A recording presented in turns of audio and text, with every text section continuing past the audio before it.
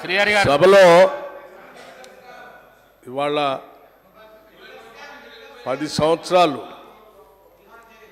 వాళ్ళ ఆర్థిక విధ్వంసం చేసి రాష్ట్రాన్ని అప్పులపాలు చేసి అసలు ఈ రాష్ట్రంలో పనిచేస్తున్నటువంటి ఉద్యోగస్తులకి జీతాలు కూడా ఇవ్వలేనటువంటి కటకటలాడే పరిస్థితులు ఈ రాష్ట్రాన్ని నెట్టేస్తే ఇప్పుడే కొద్దిగా ఘాట్లో పెట్టి నెల నెల మొదటి తారీఖున వాళ్ళ జీతాలు ఇస్తూ ఇటు వ్యవసాయాన్ని సంక్షేమాన్ని పరిశ్రమల్ని హైదరాబాద్ నగరాన్ని మహిళల్ని యువతని అందరినీ దృష్టిలో పెట్టుకొని ఒక ఆలోచనాభరితమైనటువంటి బడ్జెట్ను ప్రవేశపెడితే రాష్ట్ర వ్యాప్తంగా ప్రజలందరూ హర్షిస్తూ ఉన్నారు.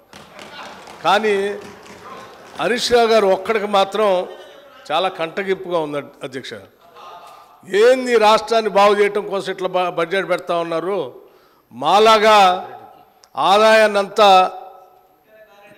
రకరకాల మార్గాల్లో ఖాళీ చేస్తే అయిపోయేది కదా, ఇదేంది అని వారు మాట్లాడుతూ మేము వాస్తవాలే మాట్లాడతాం, మాదంతా విన్న తర్వాత మీరు చెప్పండి అన్నారు. నేను సైలెంట్ కూర్చొని రాసుకుంటున్నాను.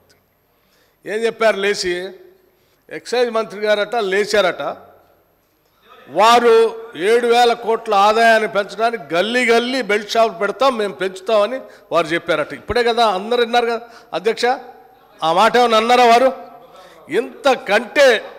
ఇంతకంటే అన్యాయంగా ఉన్నది లేనట్టు లేనిది ఉన్నట్టు ఈ రాష్ట్ర ప్రజలకి భ్రమలు కల్పించి 10 ఏళ్ళు రాష్ట్రాన్ని సర్వనాశనం చేశారు. ఇప్పుడు మళ్ళీ మొదలుపెట్టారు. 5 నిమిషాల్లోనే భ్రమలు కల్పించడానికి ప్రయత్నం చేస్తున్నారు. ఇది ఎక్కడ అన్యాయం అధ్యక్ష? మీరు వాస్తవాలు జాగ్రత్తగా రాష్ట్ర ప్రయోజనాల కోసం క్రిటికల్ ఎనాలిటికల్గా మేము పెట్టిన బడ్జెట్ మీద ఇగో ఈ దీన్ని పెట్టారు, ఈ శాఖకి ఇది సరిపోలేదు, ఈ శాఖకి తగ్గించారు, ఈ శాఖ పెంచారు, దీనివల్ల యువతకు నష్టం అవుతుంది, దీనివల్ల 72,000 కోట్లు పెట్టడం వల్ల వ్యవసాయానికి నష్టం జరుగుతుంది, అంత పెట్టకుండా ఉండాల్సి ఉండే, మాలాగా ఏదో 15,000-20,000 కోట్లు పెడితే బాగుండేది, లేకపోతే హైదరాబాద్ నగరానికి 10,000 కోట్లు పెట్టారు, ఎందుకు పెట్టారు అనవసరం, దీన్ని గాలికి వదిలేస్తే మాలా కొద్ది వర్షం రాగానే మొత్తం మురుగునీళ్ళంతా రోడ్డు మీదకి వచ్చి ఇబ్బంది పడేవాళ్ళు, అట్లా చేయాలి. కానీ ఇదంతా ఏందని చెప్తే కొద్దిగా బాగుంది. ఇవన్నీ వదిలేసి ఏదేదో మాట్లాడుతున్నాను. నేను ఇప్పటికి కూడా చెప్తా ఉన్నాను, మీరు చెప్పేదాన్ని ప్రతిదాన్ని వింటా ఉన్నాం.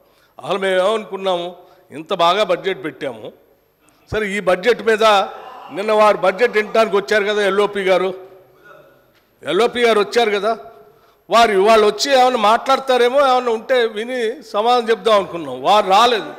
రాకపోగా వీరు మాత్రం వారు రాలేదు, బాధ్యత లేదని దీని ద్వారానే స్పష్టంగా అర్థమవుతుంది. ఇవాళ ఏదో మాట్లాడరు కాబట్టి గుడ్డగాల్చి మీదేసి పోదామనంటే ఎట్లండి?